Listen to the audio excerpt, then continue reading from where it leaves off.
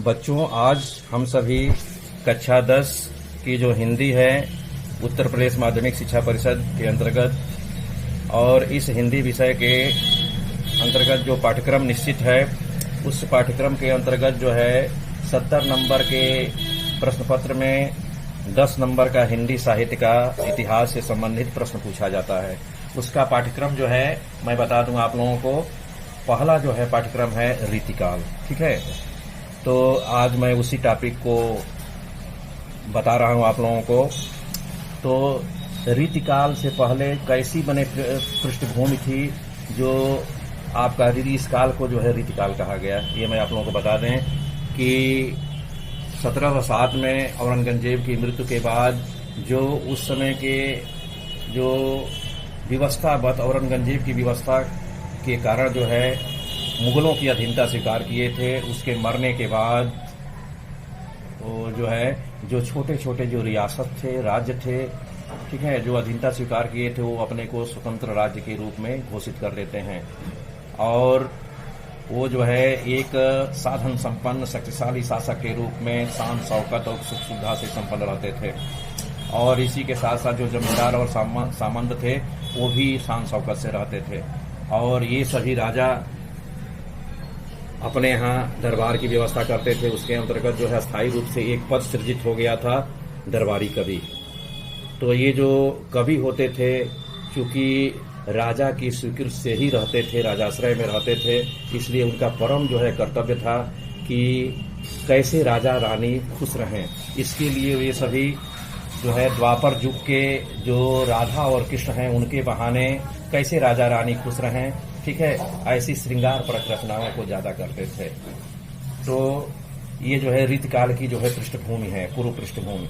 और अब रीतिकाल आते हैं तो रीतिकाल की जो समय सीमा हम आप लोगों को बता दें कि वैसे तो विभिन्न जो साहित्यकार हैं अपने हिंदी साहित्य के इतिहास में इस काल की जो समय सीमा है अलग अलग निश्चित करते हैं, लेकिन सबसे ज्यादा जिस पर सर्वसम्मति है वह आचार्य रामचंद्र शुक्ल की हिंदी साहित्य का इतिहास है। उसमें उन्होंने रीतिकाल की समय सीमा संवत 1700 से 1900 ईस्वी निश्चित किया है। और आप लोगों को बता दें कि संवत में और ईस्वी सन में 57 वर्ष का अंतर होता है, तो संवत में 57 वर्ष घटा देंगे तो 1643 और 1843 ईस्वी सन आता है। ये जो है इसकी आपकी समय सीमा है।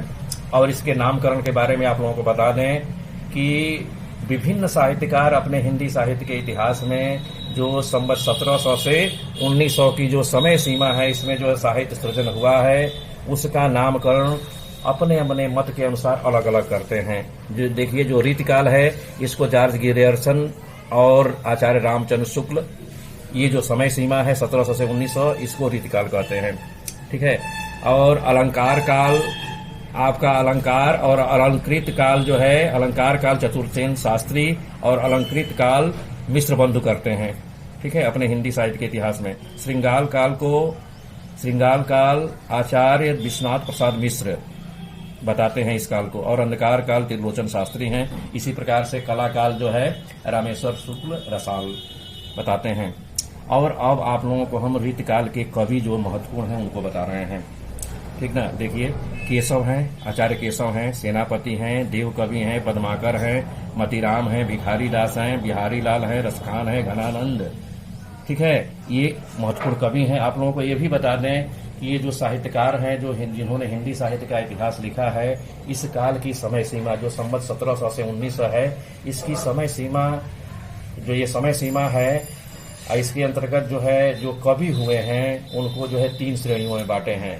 पहला है रीति सिद्ध, दूसरा रीतिबद्ध और तीसरा रीति मुक्त। और इस काल के जो कवि हैं उनकी रचनाएं मैं बता दूं। देखिए बिहारी कवि हैं, बिहारी सतसई इनकी रचना है। केशवदास की रामचंद्रिका जो महाकाव्य है, जहांगीर जस चंद्रिका और विज्ञान गीता रसिक कवि प्रिया और रसिक प्रिया है। इसी प्रकार से सेनापति का कवित रत्नाकर है, देव कवि का भाव विलास, रस विलास, भवानी विलास, जात विलास इत्यादि है। और आपका देव रसायन, शब्द रसायन, ठीक है, ये देव कवि की रचना है। पद्माकर की है जगत विनोद, पद्माभरण, हिम्मत बहादुर, बिरुधावली। मतीराम की रसराज और ललित ललाम है। भिखारी दास का काव्य निर्णय, श्रृंगार निर्णय है। घनानंद का वियोग बेल, इश्कलता, प्रिय प्रवास। और रसखान कवि जो हैं जो कृष्ण भक्त कवि के रूप में अपने को स्थापित किए थे। ये हैं प्रेम, इनकी है प्रेम वाटिका और सुजान रस खान। यह होता है। नेक्स्ट वीडियो में हम आप लोगों से पुनः मिलेंगे। धन्यवाद।